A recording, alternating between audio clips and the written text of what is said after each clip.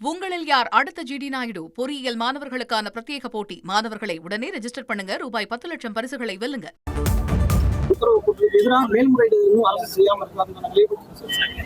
அரசாங்கம் சார்பாக எல்லா மேல்முறையீடும் செய்யப்பட்டுதான் வருது. ஏன்னா இது நீதிமன்றத்துல கடந்த ஆட்சியில திமுக தவறாக கையாண்டதன் விளைவுதான் இப்ப இருக்கிற இந்த ஏன்னா திமுக இந்த கேஸை சரியாக முறையாக கையாளவில்லை.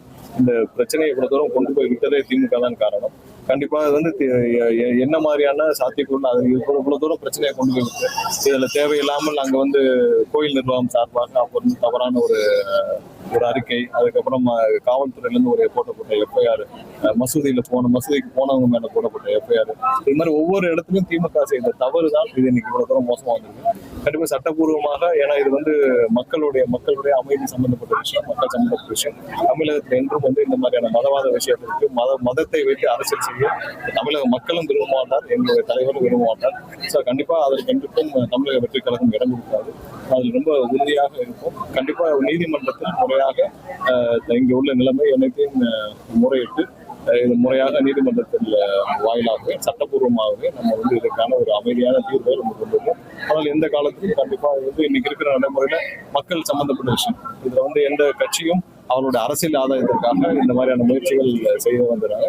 அது கடந்த ஆண்டுகள்ல இப்ப நீதிமன்றத்துல ஏன் இவ்வளவு தூரம் மோசமா கையாளப்பட்டுச்சுன்னா, நீதிமன்றத்துல கடந்த ஆட்சியில் திமுக செய்த தவறு அதோடைய எல்லாம் தெரியும். அதோடைய பப்ளிக் ப்ராசிக்யூட்டர் கடைசி நேரம் வரைக்கும் 3ஆவது நாள் எல்லாம் மொபிலைஸ் பண்ணிட்டு இருக்காங்க.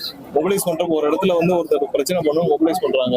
ஒரு தரப்பினர் ஒரு மத பிரச்சனை தூண்டிவிடும் விதமாக மொபிலைஸ் பண்றாங்க. அப்ப என்ன பண்ணிருக்கணும், அரசுக்கு லா அண்ட் ஆர்டர் கையில வச்சிருக்கிற முதல்வர் எல்லாம் சேர்ந்து மொபிலைஸ் பண்ண விடாம ஃபர்ஸ்ட் தடுத்திருக்கணும். சட்டப்பூர்வமா அன்னைக்கே போய் ஸ்டே வாங்குற வேலையை பண்ணிருக்கணும். கடைசி நேரம் முறை அந்த கண்டமாத்த கோர்ட்டுக்கு அவர் என்ன பதில் சொல்றாருன்னா, இங்க இருக்கிற தலைமை அப்ப இருந்த தலைமை அரசு வழக்கறிஞர் 6 மணி வரைக்கும் டைம் இருக்குல்ல, நீங்க 6 மணி வரைக்கும் டைம் இருக்கிறதுனால நாங்க தீபயத்திலாம் நீங்க கண்டமாத்த கோர்ட்டு போங்கன்னு சொன்னதாலதான் மொபிலைசேஷன் கூடுது. எல்லாருடைய எக்ஸ்பெக்டேஷன்ஸும் அப்ப கூடுது.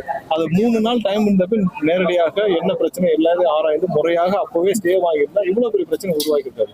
திமுக வேண்டுமென்றே அவங்களுடைய அரசியல் ஆதாயத்திற்கு தூண்டி விட்டுருக்காங்க. கண்டிப்பா தமிழகத்துல எந்த உணர்வுபூர்வமான மதம் சார்ந்தோ இல்ல வேற மாதிரியான சமூகம் சார்ந்தோ எந்த பிரச்சனையும் வைத்து அரசியல் செய்ய கண்டிப்பா தமிழக வெற்றிக்கிறவங்க எங்களுடைய தலைவர் அண்ணன் விஜய் அவர்கள் அனுமதிக்க மாட்டார். 100% மக்களோட அமைதி கொண்டுதான் முன்னுரிமை கொடுக்கப்படும். இந்த மாதிரியான மதம் சார்ந்த விஷயங்கள், சமூகம் சார்ந்த விஷயங்கள், எந்த எமோஷனல் விஷயத்தையும் வைத்து அரசியல் செய்ய வேண்டிய அரசியல் அவசியம் இருக்கிறது. கண்டிப்பா இதுக்கு முன்னாடி என்ன நிலைமை இருந்ததோ அமைதிதான் தான் இருந்துச்சு. எல்லாரும் அமைதியாகவே சாமி பண்ணாங்க, அவங்களும் போயிட்டு இருந்தாங்க. ஸோ அதே மாதிரியான நிலைமை தான் நீங்க வேண்டும். நீங்கள் ஏதாவது ஒரு முடிவுகளை, தவறான முடிவுகளை யார் எடுத்தாலும் அது தேவையில்லாத அமைதிக்கு குந்தகம் விளைவிக்கும். அந்த முயற்சி யாருக்கும் அனுமதி அளிக்கப்படாது. நீதிமன்றத்துக்கு இருக்கிற விஷயத்தில் நாங்கள் முறைப்படி நீதிமன்றத்துக்கு சென்று அங்கே நீதிமன்றத்தில் தேவையான சட்டப்பூர்வமான இருக்கிற நிலைமை, அதாவது 2 வருஷத்துக்கு முன்னாடி என்ன நிலைமை இருந்தோ அதே நிலைமை நிலைநாட்ட சட்டப்பூர்வமான அனைத்து முயற்சிகளும் கண்டிப்பாக நாங்கள் அதற்கான அனைத்து முயற்சிகள் எடுத்து சட்டப்பூர்வமா இதை நிலைநிறுத்த கண்டிப்பா முதல்வருடைய அனுமதி பெற்று நாங்கள் கண்டிப்பா சட்டப்பூர்வமா அனைத்து நடவடிக்கைகளும் எடுப்போம் என்று கேட்டுக்கொள்கிறோம். திருப்பரங்குன்றம் விவகாரத்தில் திமுக அரசின் தவறான கையாளுதலே காரணம் என்று அமைச்சர் நிர்மல்குமார் தெரிவித்திருக்கிறார். அந்த காட்சிகளை பார்த்தோம். திருப்பரங்குன்றம் விவகாரத்தில் மக்களின் அமைதியை கருத்தில் கொண்டு தீர்வு காணப்படும் என்றும் தெரிவித்திருக்கிறார்.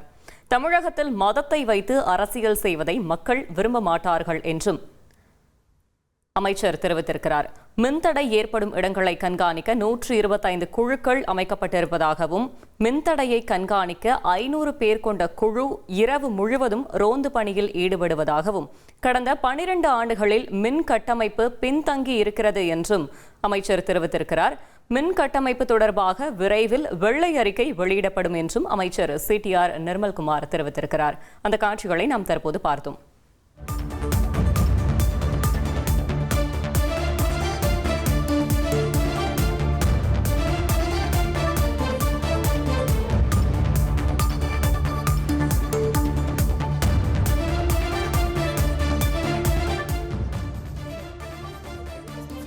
தேவைன்னா நம்ம 12 வருஷத்துக்கு முன்னாடி என்ன தேவையோ அந்த இடத்துல நம்ம இன்னைக்கு இருக்கோம். இன்னைக்கு இருக்கிற டிரான்ஸ்ஃபார்மர்ஸ் 4.5 லட்சம் டிரான்ஸ்ஃபார்மர்ஸ் இருக்குன்னா அதெல்லாம் நாங்கள் கண்டிப்பா வெள்ளை அறிக்கையாக கொடுப்போம்.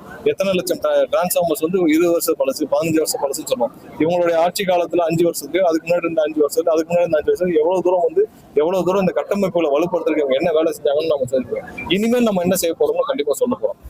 மின்சார வாரியத்துடைய கட்டமைப்புகள் அனைத்தையும் சீரமைக்கும் வேலைகளை செஞ்சுட்டு வரோம். எங்கெங்கெல்லாம் ஊழல் இருந்தோ உத்தமர் செந்தில் பாலாஜி என்னென்ன செய்தார், அந்த அவர் பீரியட்ல என்னென்ன ஊழல்கள் நடந்துச்சு எல்லாமே சிபிஐ விசாரணையில இருக்கு. அவரெல்லாம் பேசுவதற்கு, இந்த துறையை பற்றி பேசுவதற்கு எந்த தகுதியும் இல்லாத நபர் நம்மளுடைய உத்தமர் செந்தில் பாலாஜி. ஏன்னா ஒவ்வொரு இடத்துலயும் அவர் வந்து போக்குவரத்து துறைக்கு போனார்.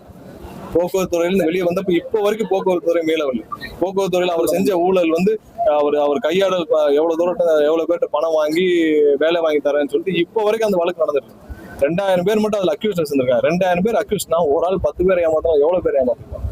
2000 பேர் வரைக்கும் அவ்வளவு தூரம் வந்து ஒவ்வொரு இடத்திலும் போனா அந்த இடத்தை முழுவதும் முடிச்சுட்டு வர்றதுதான் உத்தமர் செந்தில் பாலாஜி வேலை. இன்னைக்கு மின்சாரத்துறையில் இவர் செய்த ஊழல் சிபிஐல போய் நிக்குது.